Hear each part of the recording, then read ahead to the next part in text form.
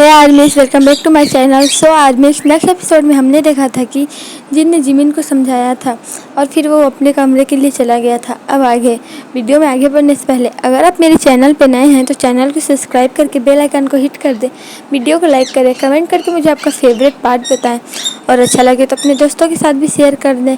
And आर्मीज, जो background से जो भी चीखने चिल्लाने की आवाज़ है उसे इग्नोर करना। मेरा तोता बहुत ज़्यादा ही बदमाश है, वो मुझे रिकॉर्डिंग करने नहीं दे रहा। तो चलिए आगे बढ़ते हैं। जिमिन जिन की बात को सोचते हुए उसके और युंगी के कपड़े को फोल्ड कर रहा था, तभी जिमिन ने सुना कि दरवाज़ा खुलने की आवाज़ आई। जिमिन ने पीछे देखा, दरवाजे पे युंगी खड़ा था। युंगी ने जिमिन की ओर देखा और कहा, जिमिन, तुम अभी तक सोए नहीं? युंगी ने कहा और वो ड्रेसिंग टेबल के सामने चला गया। नहीं, मैं तुम्हारा वेट कर रहा था, जिमिन ने कहा। अगर तुम्हें नींद लगी थी तो तुम सो सकते थे, युंगी ने कहा। मुझे तुमसे कुछ ज़रूरी बात करनी है, जिमिन ने कहा। हाँ बोलो, युंगी ने कहा, जो अपने कुछ ज्वेलरी उतार कर ड्रेसिंग टेबल के पास रख रहा था। जिमिन ने गहरी सांसें ली और कहना स्टार्ट किया। एक्चुअली मैं कहना चाहता था कि क्या। जिमिन इससे आगे कुछ बोल ही नहीं पा रहा था। जब जिन ने उसे समझाया तो जिमिन को लगा कि युंगी के सामने ये सब बोलना बहुत आसान रहेगा, लेकिन अब जब वो युंगी के सामने ये सब बोलना चाहता है तो जिमिन बहुत ज़्यादा ही नर्वस फील कर रहा है। जिमिन को इस तरह हिचकिचाते देख युंगी जिमिन की ओर मुड़ा और जिमिन से कहा, जिमिन, क्या बात है? तुम मुझे बिना डरे बता सकते हो, युंगी ने कहा। जिमिन ने गहरी सांस ली। अपने हाथ में रखा हुआ शर्ट उसने बेड पे रखा और युंगी की ओर बढ़ने लगा। वो युंगी के पास जाके युंगी की कोट खोलने में मदद करने लगा और बोला, हमारे शादी को 1 महीने हो चुके हैं, जिमिन ने कहना स्टार्ट किया। हाँ बोलो, मैं सुन रहा हूँ, युंगी ने कहा। मैं यही बोल रहा था कि हमारी शादी को 1 महीने हो चुके हैं और हमने अभी तक वो नहीं किया है, जिमिन ने आंखें बंद करके लंबी सांस लेने के बाद कहा। युंगी तो पहले समझ नहीं पाया कि जिमिन किस बारे में बात कर रहा है। फिर उसने जिमिन की बात के बारे में थोड़ी देर सोचा, फिर उसने जिमिन की ओर मुड़ते हुए कहा, जिमिन, तुम्हें अपने आप को फोर्स करने की कोई ज़रूरत नहीं है। अगर तुम इसमें कंफर्टेबल नहीं हो तो मैं कभी तुम्हें फोर्स नहीं करूँगा, युंगी ने कहा। इसमें फोर्स करने वाली क्या बात है? जिमिन ने अपनी आंखें खोलते हुए युंगी की ओर देखते हुए कहा। हम दोनों मेट हैं, मून गॉडेस ने खुद हम दोनों को मेट बनाया है, तो इसमें फोर्स करने वाली कोई बात नहीं है, जिमिन ने युंगी को अपनी बात समझाते हुए कहा। मैं समझता हूँ, लेकिन तुम बचपन से अब एंजल्स के बीच बड़े बड़े हो और अचानक से तुम हिल जाओगे तो तुम्हें अनकंफर्टेबल तो फील होगा ही ना। मैं बस तुम्हें अनकंफर्टेबल फील नहीं कराना चाहता था, युंगी ने जिमिन को समझाते हुए कहा। मैं अनकंफर्टेबल फील नहीं हूँ, मुझे बुरा लगता है कि मैं एंजल हूँ, इसी वजह से तुम मुझसे दूर तो नहीं रहते, जिमिन ने युंगी की आंखों में देखते हुए कहा। ऐसी कोई बात नहीं है, मैं बस तुम्हें अनकंफर्टेबल फील नहीं कराना चाहता था। मैं जानता हूँ मैं एक डेविल हूँ और एक डेविल और एंजल्स ये कोई अपने सपने में भी नहीं सोचेगा, क्योंकि हम दोनों एक दूसरे से उतने ही अपोजिट हैं जितना हम हो सकते हैं। लेकिन फिर भी मैं तुम्हें अपने मेट की तरह देखता हूँ, मैं तुम्हें अपना मेट मानता हूँ, युंगी ने जिमिन की कमर पर अपने हाथ रखते हुए कहा। तुम्हारा क्या इसमें तर्क है, तुम बताओ, युंगी ने जिमिन की आंखों में देखते हुए कहा। जब मून गॉडेस ने हमें मेट बनाया था, मैं उस वक्त थोड़ा सा गुस्सा था, थोड़ा सा नाराज़ था कि मैं डेविल्स के बीच कैसे रहूँगा, लेकिन जब मैंने शादी करके हेल गया, मैंने देखा वहाँ बहुत से डेविल्स मुझे अपना नहीं रहे थे, मुझे अपनी होने वाली क्वीन नहीं बनाना चाहते और उनमें उनकी भी कोई गलती नहीं है। अचानक से कोई एंजल्स डेविल के बीच जाकर और डायरेक्ट उनकी क्वीन बनेगा तो किसी को भी होगी, और यही बात हेवन के लिए भी लागू होती है। अगर हेवन में कोई डिवाइन अचानक से क्वीन या किंग बनने के लिए आ जाएगा तो एंजल्स के लोगों को भी तो, मेरा मतलब हेवेंस के लोगों को भी तो बुरा लगेगा ही। और एक तो मैं एंजल हूँ, हालांकि हेल में मुझे बहुत से डेमन पसंद भी करते हैं, लेकिन मुझे उन सब से कोई लेना देना नहीं है, जिमिन ने आगे बोलते हुए कहा, मैं वहाँ अपने इन-लॉज़ और अपने हस्बैंड के साथ रहता हूँ। जिमिन ने कहा, मुझे सबसे बड़ा तर्क यही लगता है कि अगर मैं अपने हस्बैंड, अपने इन-लॉज़ को खुश रख सकूँ तो ही मेरा अच्छा काम है। जिमिन ने आगे कहा, मैं तुम्हारी सोच की तारीफ़ करता हूँ। योंगी ने कहा, लेकिन जिमिन तुम ऐसा कभी मत सोचना कि तुम एक एंजल हो, इसीलिए मैं खुद को तुमसे दूर रख रहा था। मैं तो बस तुम्हें अनकंफर्टेबल फील नहीं कराना चाहता था। योंगी ने कहा, मैं कभी अनकंफर्टेबल आपके साथ हो ही नहीं सकता। जिमिन ने कहा, और दोनों की सांसें एक दूसरे पर पड़ रही थी। जिमिन ने महसूस किया कि योंगी नीचे झुककर उसके फोरहेड को किस कर रहा है। योंगी को किस को महसूस करने के लिए जिमिन ने अपनी आंखें टाइटली बंद कर ली। उसके दोनों हाथ योंगी के बाजुओं पे टाइटली ग्रैब हुए थे। एक सेकंड, चुप। सॉरी आर्मिस। हाँ, तो जिमिन की दोनों हाथें योंगी के दोनों बाजुओं पर टाइटली ग्रैब की हुई थी और वही योंगी के एक हाथ जिमिन के कमर और दूसरे हाथ जिमिन के गर्दन के पास थी।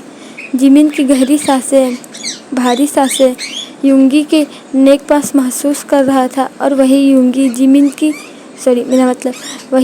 की गर्म सांसें जिमिन अपने माथे पे महसूस कर रहा था। जिमिन ने अपने पैर ऊंचे किए और योंगी की आंखों में देखा। उसे अपने लिए प्यार, रिस्पेक्ट साफ झलक रही थी। कहीं भी योंगी की आंखों में लस्ट नजर नहीं आ रहा था। जिमिन ने अपने पैर थोड़े और आगे किए और अपने होठ योंगी के होठ के पास ले गया और दोनों एक दूसरे को किस करने लगे। ये किस बहुत ज़्यादा प्योर था, इतना ज़्यादा जितना ही कि वह हो सकता था।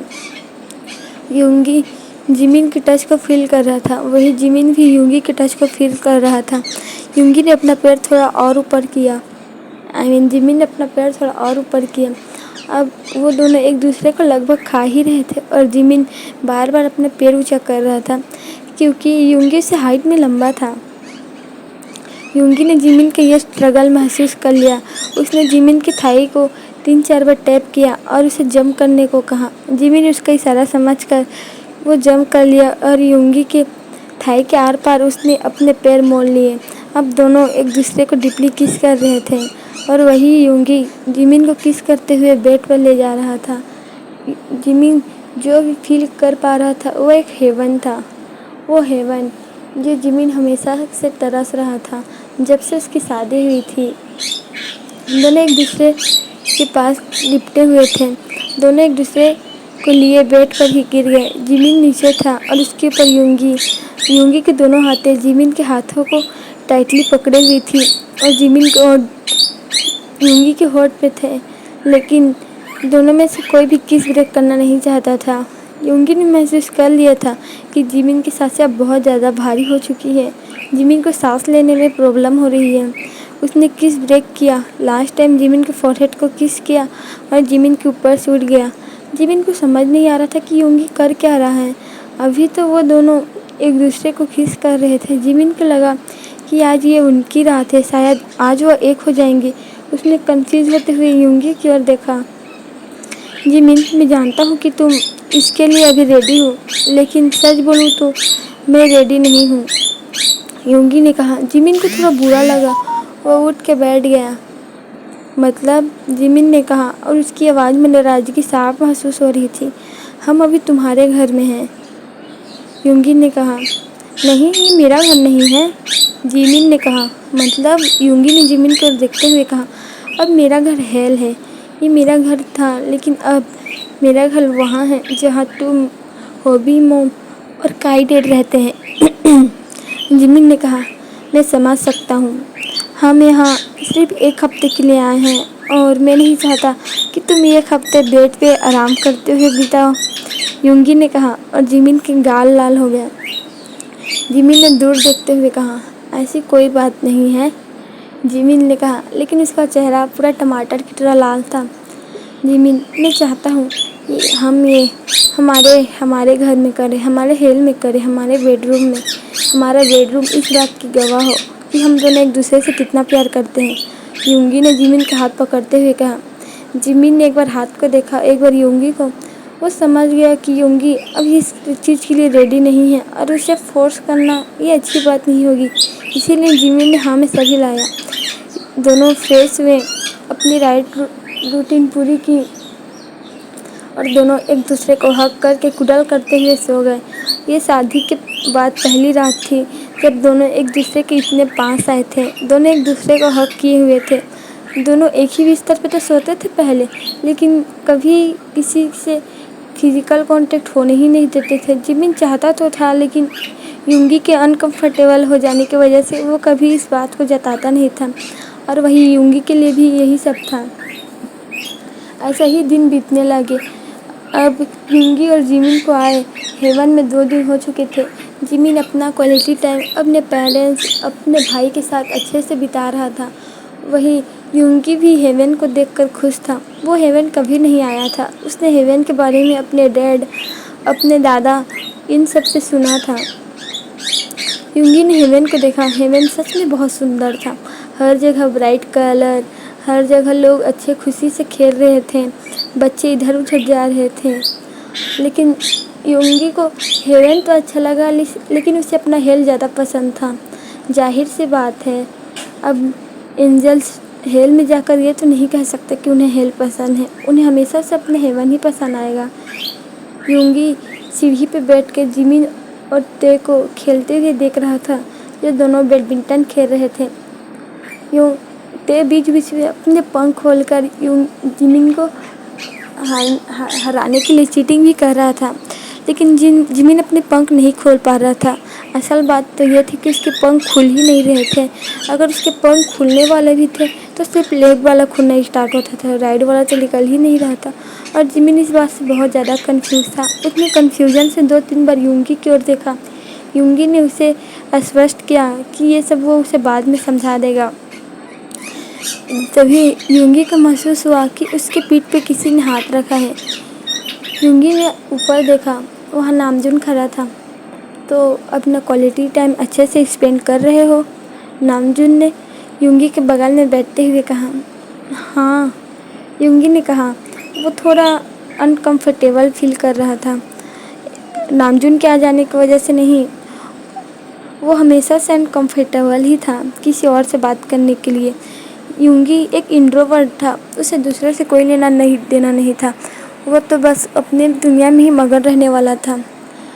जिमिन बहुत खुश लग रहा है, नामजुन ने अचानक से कहा। युंगी ने नामजुन की ओर देखते हुए कहा, मतलब मुझे पता है कि ये तुम दोनों के लिए ही बहुत मुश्किल है।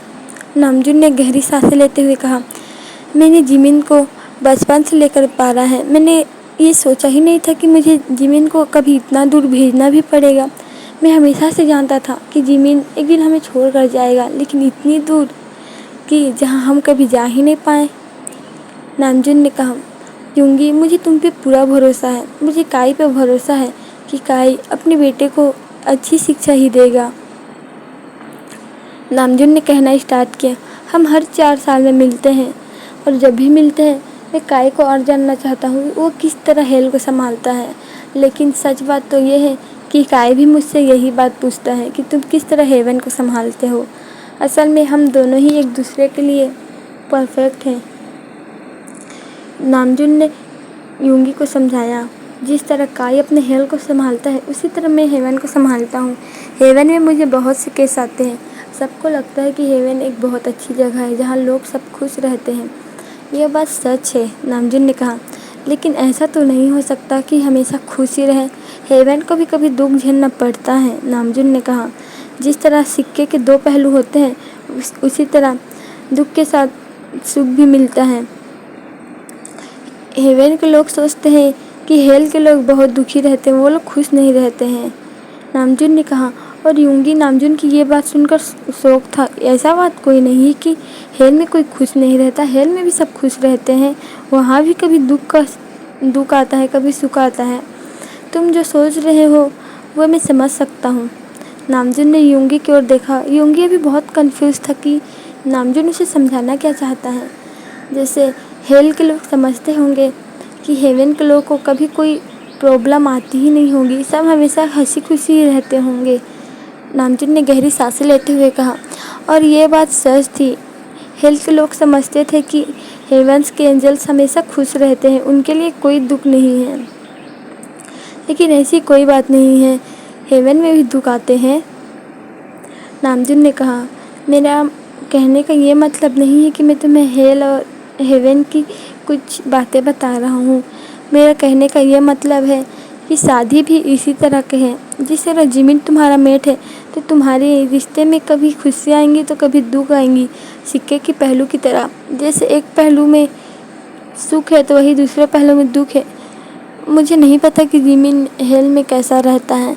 वो हेवन में हमेशा खुश रहता था और जहाँ मैं जिमिन को देख रहा हूँ वो बहुत खुश है। तो अगर कभी जिमिन से कोई गलती हो तो उसे माफ़ कर देना। नामजुन ने कहा, डैड आप ये क्या बोल रहे हैं, ये भी कोई बोलने की बात है। युंगी ने कहा, युंगी मैं समझता हूँ तुम एक बहुत अच्छे किंग बनोगे हेल के। नामजुन ने युंगी का पीठ थपथपाते हुए कहा। तभी उन्हें ते की चिल्लाने की आवाज़ आई, डैड देखिए जिमिन चीटिंग कर रहा है। ते ने शिकायत करते हुए कहा, डैड आपको पता है मैं तो अपने विंग्स भी नहीं खोल रहा था और ते अपने विंग्स खोल के मुझसे चीटिंग करने की कोशिश कर रहा था। जिमिन ने हंसते हुए कहा। नामजुन और युंगी जिमिन को इस तरह हंसते देखकर वो भी खुश थे और युंगी भी जिमिन को इस तरह खुश देखकर बहुत खुश था। और वही दूसरी तरफ, तुमने प्लान बना लिया? उस तीखी आवाज़ ने कहा, मैंने प्लान बना लिया, लेकिन ये अभी पॉसिबल नहीं है कि हम इसे पूरा कर पाएँ। एक और फुसफुसाने वाली आवाज़ ने कहा। उसने अपने जीभ चाटे और उस औरत की ओर देखते हुए कहा, युंगी अभी हेवन पे है और उसके साथ साथ वो अपने हस्बैंड को वहाँ लेकर गया है। उस आवाज़ ने कहा, ओके तो नेक्स्ट प्लान क्या है? अभी तो हम फ़िलहाल 1 साल तक कुछ नहीं कर सकते। उस फुसफुसाने वाली आवाज़ ने डरते हुए कहा, तुम्हारा क्या मतलब कि हम 1 साल तक कुछ नहीं कर सकते? तुम्हें पता है मैंने अपनी पूरी ज़िंदगी उस पावर को हासिल करने में लगा दी। तुम मुझे देख सकते हो, मैं इस तरह बूढ़ी बन के तो नहीं रह सकती ना। मैंने अपनी पूरी ज़िंदगी उस पावर में लगा दी, मैंने अपनी खूबसूरती लुटा दी, मैंने अपना सब कुछ बस उस पावर को पाने में कर दिया। और वो जब मेरी आँखों के करीब है तो तुम बोल रहे हो कि 1 साल का समय लगेगा। मैं ये नहीं कर सकता, कम से कम ये काम 6 महीने में भी हो जाना चाहिए। उस औरत ने उस आवाज़ को गले से पकड़कर हवा में उठाते हुए कहा, मैं पूरी कोशिश करूँगा, मैं पूरी कोशिश करूँगा। उस आदमी ने अपना गला छुड़ाते हुए कहा, तुम्हारे लिए यही ठीक होगा कि तुम अपनी पूरी कोशिश करो, वरना तुम्हें मुझसे कोई नहीं बचा सकता। तुम समझ रहे हो? उस तीखी आवाज़ ने कहा, हाँ मैं समझ रहा हूँ। उस फुसफुसाने वाली आवाज़ ने डरते हुए कहा और वो गहरी गहरी सांसें ले रहा था। मैं नूंगी, आखिर मैं तुम्हें पा नहीं सकती तो क्या हुआ, तुम्हारी पावर्स मेरी होगी। अगर एक बार तुम्हारी पावर्स और तुम्हारे छोटे हस्बैंड की पावर मेरी हो गई तो मुझे इस दुनिया को, इस नर्क को और उस स्वर्ग को जीतने के लिए कोई भी नहीं रोक सकता और ना ही मून गॉडेस मुझे रोक सकती है। उस तीखी आवाज़ ने चिल्लाते हुए कहा। वो चिल्ला रहा था, लेकिन अगर उस आवाज़ की मानी जाए तो आवाज़ हंस रही थी, लेकिन कोई भी नॉर्मल इंसान अगर सुनता तो वो वही दर्द के मारे मर जाता। उसकी आवाज़ इतनी तीखी थी। ऐसे ही 1 हफ्ते बीत गए। अब युंगी और जिमिन का वापस से हेल जाने का वक्त आ गया था। जिमिन बहुत इमोशनल लग रहा था। जिमिन ने यहाँ एक हफ्ता बहुत अच्छे से बिताए थे और युंगी भी अब दूसरों से हंसकर बात करना स्टार्ट कर दिया था। जब युंगी फर्स्ट टाइम यहाँ आया था तो उसे दूसरों से बात करने में अनकंफर्टेबल फील होता था, लेकिन अब वो थोड़ा कंफर्टेबल था। उन दोनों ने हेवन के लोगों को बाय किया और हेल जाने के लिए निकल गए। करीब 1-1.5 घंटे बाद दोनों हेल में थे और होबी उन दोनों का स्वागत कर रहा था। मॉम, मैंने आपको बहुत मिस किया। जिमिन ने होबी को गले लगाते हुए कहा। ओ मेरी चिमी ने मुझे मिस किया, मैंने भी तुम्हें बहुत मिस किया। होबी ने जिमिन की फोरहेड में किस करते हुए कहा। आपको पता है मॉम ने आपके लिए बहुत सारी तोहफे भेजे हैं। जिमिन ने अपना बैग दिखाते हुए कहा। सच में जिन ने ये सब मेरे लिए भेजे हैं? हाँ मॉम, जिमिन ने हंसते हुए कहा। मॉम, क्या आपने मुझे मिस नहीं किया? यूंगी ने बगल में खड़े होते हुए कहा। पर मैं तुम्हें क्यों मिस करूँगा? होबी ने कहा। और जिमिन और होबी हंसने लगे। मॉम, ऑफ कोर्स मैंने तुम्हें मिस किया, होबी ने कहा, और उसने भी यूंगी के गले लगा लिया। मैंने भी आपको बहुत मिस किया। डैड कहाँ है? जिमिन ने पूछा। वो ट्रेन रूम गए हैं। तुम लोग आराम कर लो, फिर हम अपना डिनर करेंगे, होबी ने कहा। दोनों ने हाँ में सिर हिलाया। दोनों अपने रूम में गए। दोनों फ्रेश हुए और वापस से आकर डिनर किया। उन्होंने बहुत सारी बातें की और होबी ने नोटिस किया कि जिमिन और यूंगी अब कंफर्टेबल फील कर रहे थे। अब यूंगी अच्छे से जिमिन से बात कर रहा था, वही जिमिन भी यूंगी से अच्छे से बात कर रहा था, उसे खाना सर्व कर रहा था और दोनों के बीच में अच्छे से बातचीत हो रही थी।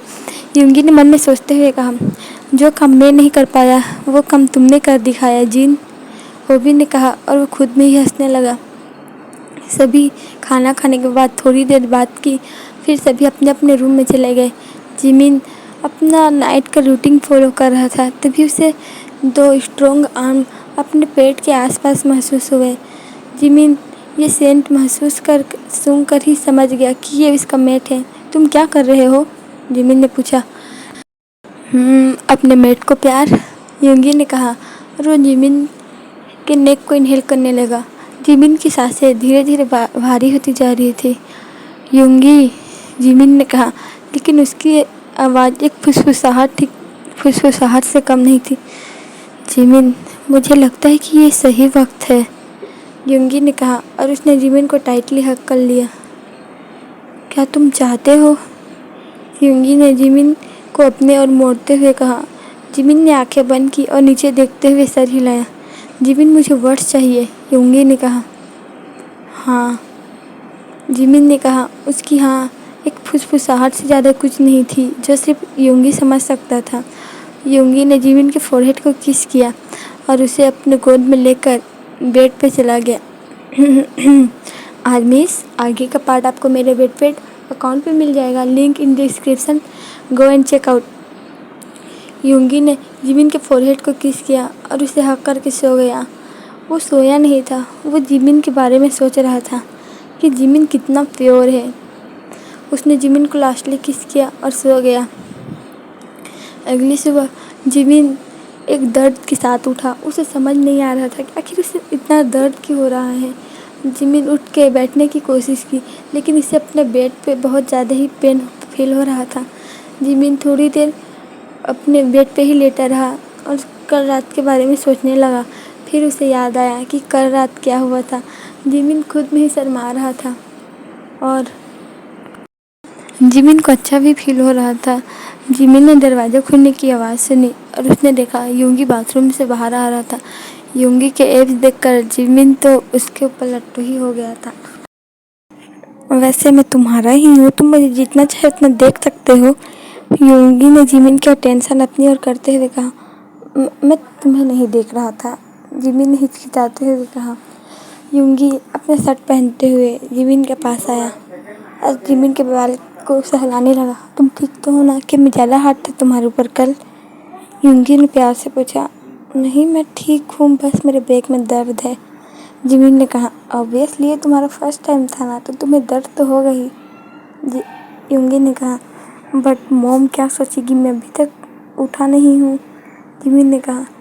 मॉम इतनी समझदार है कि वो कुछ समझ सकती है, यूंगी ने अपनी आंखें रोल करते हुए कहा। मतलब? जिमिन ने पूछा। ओ जिमिन, तुम कितने कितने इनोसेंट हो, यूंगी ने कहा, और उसने जिमिन के फोरहेड को एक बार किस किया। और तुम्हारा मतलब क्या था, जिमिन ने चिल्लाते हुए कहा।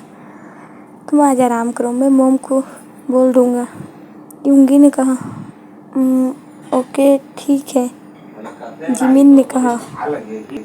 ओके आर्मिस, आज के लिए इतना ही। आपसे फिर मिलेंगे नेक्स्ट एपिसोड में।